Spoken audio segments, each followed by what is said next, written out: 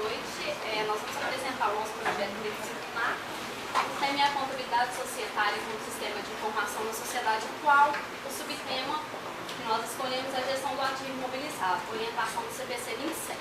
Nós temos esse trabalho, o seguinte título: Análise de organizações de capital aberto com ênfase no ativo imobilizado. Agora eu vou apresentar o nosso grupo. Ediane Peugeot Edson Andressa, Mariana Elaine. Então, como a gente sabe, a contabilidade é uma ciência que ela é constantemente atualizada, principalmente após a convergência contábil, que trouxe para a gente uma harmonização das nossas práticas contábeis com as práticas internacionais. Então, o CPC 27, que é o foco do nosso trabalho, vai trazer essa forma atual de contabilizar o ativo imobilizado. Então, como que a gente escolheu como problema de pesquisa qual o tratamento contábil dado aos ativos imobilizados, como objetivo geral, analisar a relevância do ativo imobilizado dentro da organização, e os nossos objetivos específicos é verificar como é realizado o reconhecimento dos ativos imobilizados, analisar os métodos de perda por desvalorização e apresentar indicadores relacionados ao ativo imobilizado. Elaine agora vai apresentar um pouco da metodologia, porque o nosso trabalho vai ser apresentado um pouco diferente. Na metodologia, a gente usou a pesquisa qualitativa, descritiva, bibliográfica, utilizando o método comparativo com a técnica de coleta documental, porque pegamos demonstrações de 2014, de 31 de dezembro de 2014, tiramos no site PMF Bovespa. Pegamos duas empresas que trabalham em ramos diferentes, que atuam em ramos diferentes, que são de capital aberto. A primeira é a Ambev S.A., que foi fundada em 1998, que trabalha no ramo de produção e distribuição de bebidas, principalmente de cervejaria, e o Banco do Bradesco S.A., que foi fundado em 1943, e ele é o maior banco do Brasil e tem hoje grande investimento no exterior.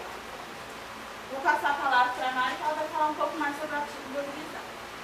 O CPC 27 define ativo imobilizado como um item tangível que é mantido para uso na produção ou para fornecimento de mercadorias ou serviços para aluguéis a outros ou para fins administrativos e que se espera utilizar por mais de um período.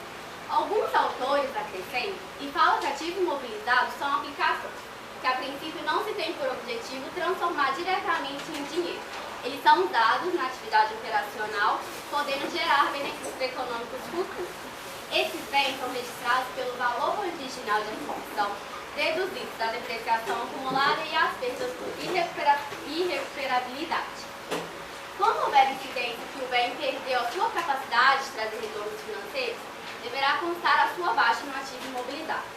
Porém, o CPC 31 orienta que essa baixa só poderá ocorrer quando ele for efetivamente vendido, transferindo os riscos e benefícios. Então, ao vender o bem, o CPC 27 vai orientar que deve-se analisar também se houve um lucro ou prejuízo, que é dado pela diferença entre o valor contábil líquido que está registrado e pelo valor realizado, que é o valor que você vendeu. E a parcela dessa diferença que você vai verificar se houve um ganho ou uma perda, já que isso influencia diretamente nas demonstrações de resultado. Então, como o imobilizado é de um entendimento mais complexo, então iremos abordar de uma forma mais dinâmica, onde iremos apresentar a teoria versus a prática, ou seja, referencial teórico versus análise de dados, com o objetivo de facilitar o entendimento de todos. Bom, a análise de dados, nós pegamos o total de ativos dessas duas empresas ao fim do ano de 2014 e observamos que o percentual sobre o total de ativos, o percentual do imobilizado da Ambev é 11,73%. Já do Banco do Bradesco é 0,51%. Nós podemos observar também que o total de ativos do Bradesco é maior que o da Ambev. Já o total de ativos imobilizados da Ambev é maior que o Bradesco. Isso se dá, obviamente, pelo percentual. Essa diferença é pelo fato que a Ambev ela atua no ramo de produção e distribuição. O Banco do Bradesco é numa área de serviços bancários. Então, para a prestação de serviço, o ativo imobilizado não é tão relevante como no caso da Ambev, para esse tipo de segmento. Então, em relação ao reconhecimento do ativo imobilizado, o CPC 27 se orienta que ele precisa obedecer dois critérios, que ele precisa gerar benefícios econômicos futuros para a organização e é preciso determinar confiavelmente o custo do bem.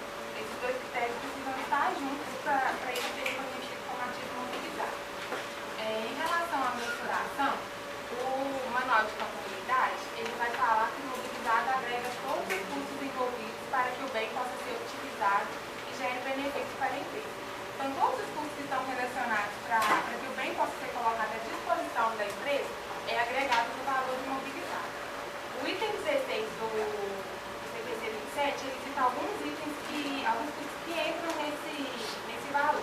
Ele cita frete, o custo de aquisição, custo de manutenção e entre outros. E o CPC, o item 19 do CPC 27, ele vai falar alguns custos que não entram. Custo de treinamento, custo de propaganda, entre outros. A gente faz uma observação que está no CPC 20, que trata sobre os custos de empréstimo. Em casos de construção de um ativo qualificado, ao invés de reconhecer as despesas, os juros com empréstimo como despesa, a empresa pode ativar esses custos em um ativo imobilizado. E aí o CPC 27 fornece duas formas de mensuração do imobilizado. O método de custo, que consiste no valor de aquisição, mais todos os custos que podem ser agregados no imobilizado, e tirar deles a depreciação e as perdas por redução. E o método da reavaliação, que nas demonstrações da empresa, o bem é apresentado pelo valor reavaliado. Só que quando ele utiliza esse método,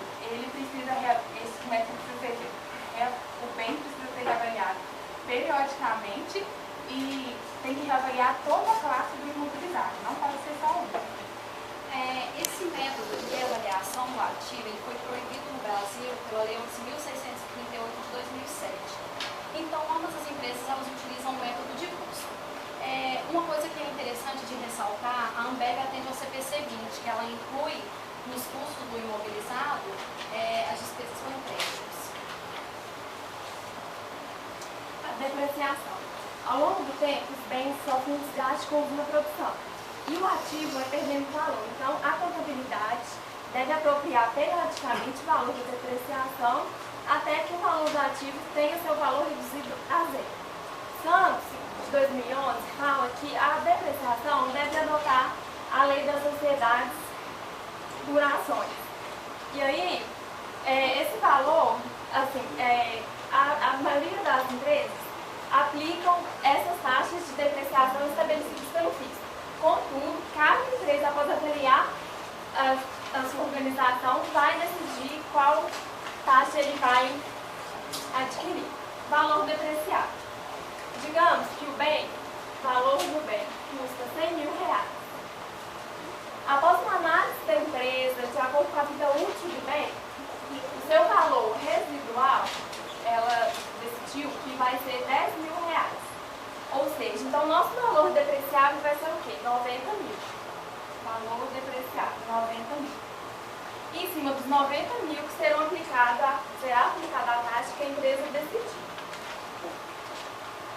Método de depreciação.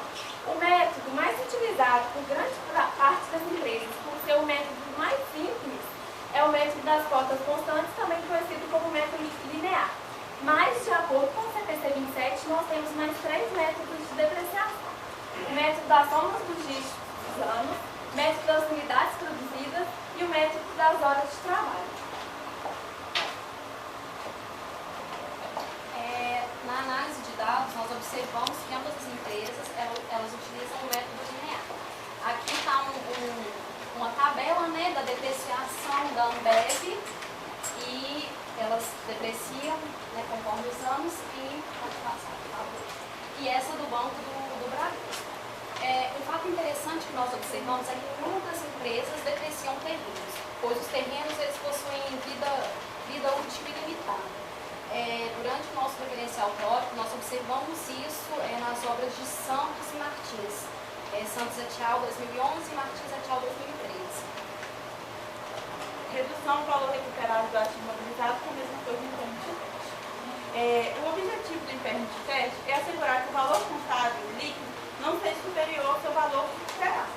Ou seja, para fazer a análise do impairment de teste, pede valor de mercado ou valor em uso dos dois o maior, ou que seja, que traz maior benefício para a empresa.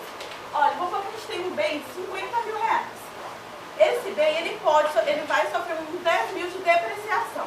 Porque mesmo que tenha depreciação, a gente tem que contar que pode ter um impairment de teste também. Nesse caso, a gente vai usar como valor contábil 40 mil. Para a gente achar o valor de mercado, a gente tem que ver se alguém quer comprar nosso bem. Então, como que eu achei que a gente consegue hoje 38 mil no valor de mercado? bem em torno de 41 mil. Nesse caso, se eu for olhar com relação ao valor que está registrado no valor contábil, eu vejo que o meu valor, que é dos dois, o maior, é 41, ele é superior ao meu valor contábil. Nesse caso, não haverá abatimento, não haverá redução. No caso contrário, se a gente tiver um de 38 mil e um de 35 de valor em uso, nesse caso a gente tem um valor, vai ter um impairment de 2 mil, porque 40 mil menos 32 daria 2 mil de impairment de teste, que a gente coloca no balanço como conta redutora do ativo e abre uma conta de resultado. Tem que ser divulgado pelo menos uma vez por ano.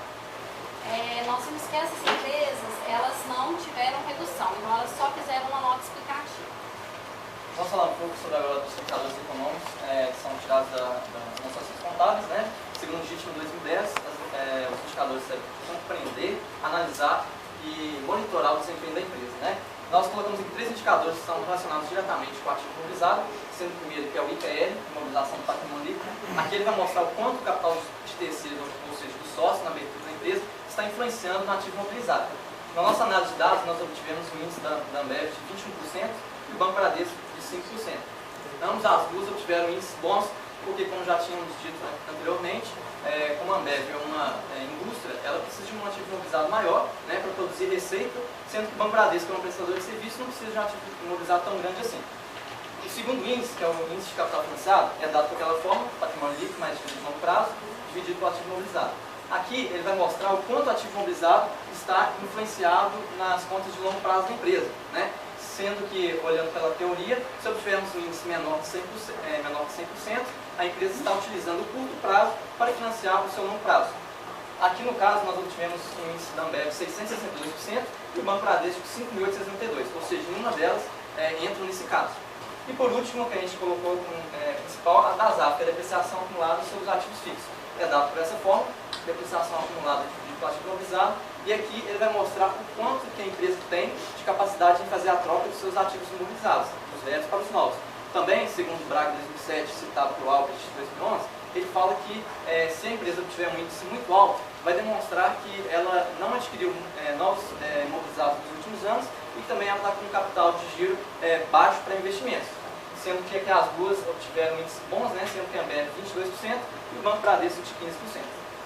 As considerações finais sobre esse trabalho, nós atingimos o nosso objetivo, daqui a pouco a gente vai apresentar um quadro que fala a nossa visão anterior e posterior do trabalho.